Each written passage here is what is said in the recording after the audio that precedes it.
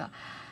आइए बढ़ते हैं और बात करते हैं आज की मेगा बम्पर लिस्टिंग की, एलजी इलेक्ट्रॉनिक्स, क्योंकि इस पर ब्रोकरेजेस का जो भरोसा है बहुत तेज़ी से बढ़ता चला जा रहा है। अब क्या है कंपनी के लिए बड़े ट्रिगर्स, डिटेल में समझते हैं प्रियंका से। प्रियंका बताएं।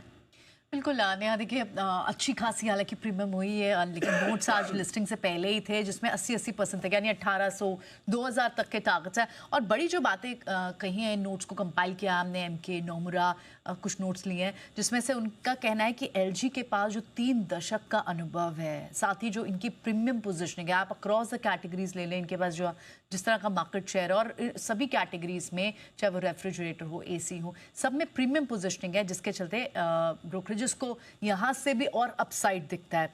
तो पहला तो बड़ा मार्केट शेयर इनके पास इन प्रीमियम कैटेगरीज का, साथ ही जिस रफ्तार से एलजी इंडस्ट्री पीयर्स के मुकाबले बढ़ेगा वो काफ़ी पेस होगी। यानी अगर इंडस्ट्री में आप 27% तक का को पूरी रेस्ट ऑफ द इंडस्ट्री को आप देखते हैं कि उनका मार्केट शेयर 27% बढ़ जाएगा आने वाले सालों में, अगले 5 सालों में, तो अगले 5 सालों में एलजी का मार्केट शेयर बढ़कर 40% हो जाएगा। और इनफैक्ट इनकी जो पेरेंट कंपनी है, जिस तरह से वो स्ट्रैटेजी बना रही है स्पेशली एलजी इंडिया को लेकर, वो भी काफ़ी प्रॉमिसिंग लग रही है।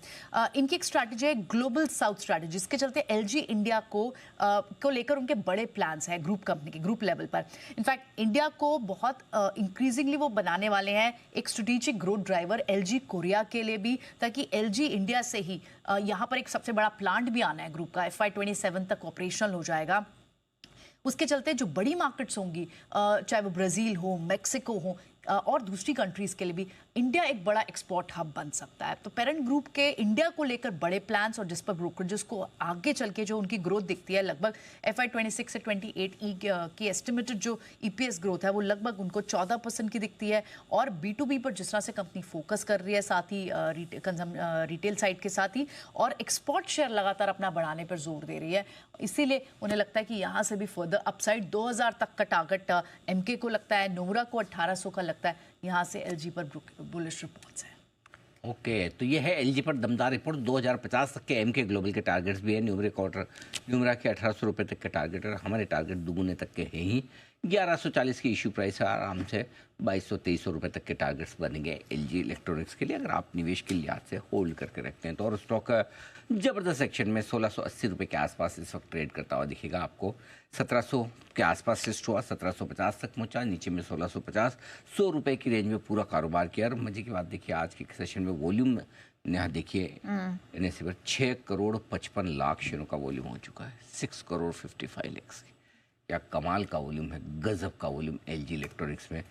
बोलिए कहाँ वॉल्यूम की कमी है, कहाँ ट्रेडिंग की कमी है, कहाँ तेज़ी की कमी है, कहाँ पैसे की कमी है।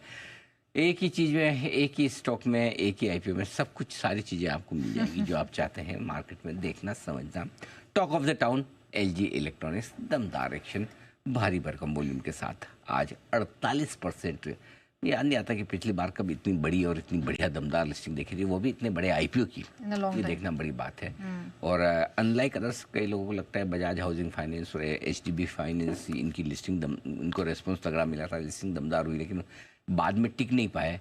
मेरा ये मानना है कि वहाँ में और इसमें एक बड़ा फ़र्क है, वो है फ़र्क वैल्यूएशन कम्फर्ट का।